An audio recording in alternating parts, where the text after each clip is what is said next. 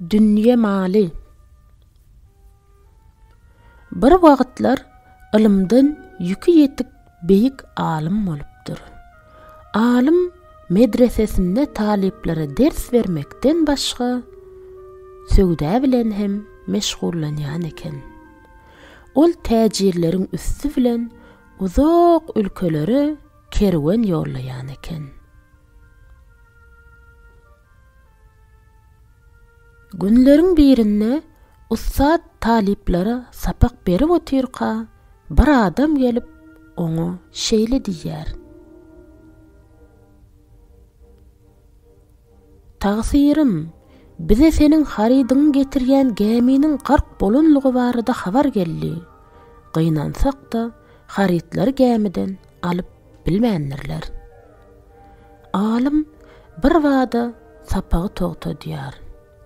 Şol pursat talipler onuň çalaja ýylgyranlygyny görýärler. Soňra ussat hiç zat bolmadyk ýaly sapagyny galan ýerinden dowam edýär.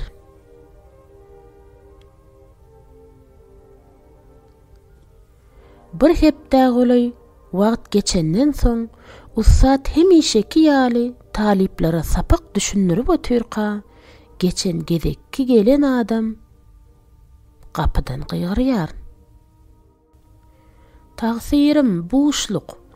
Gark bolan gämi senin ýüküň getirýän gämi däl eken.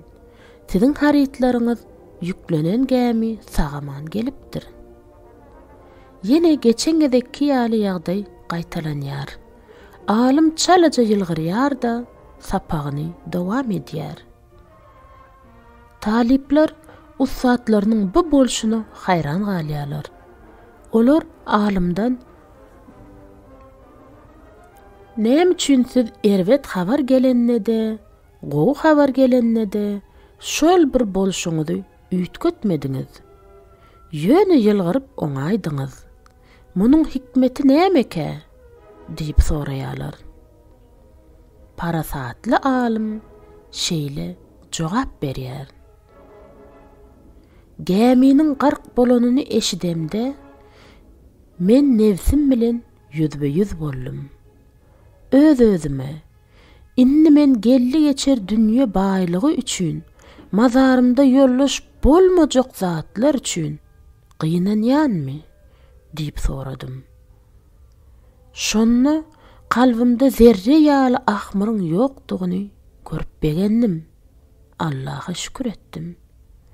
Geminiň gark bolmadygyny eşdemde dünýe malyny ýyňlaýanyma da zerre ýaly begenmedim. Allah alanna peselmedim, berenne de eselmedim. Munyň üçin beýik bir wara şükür etdim.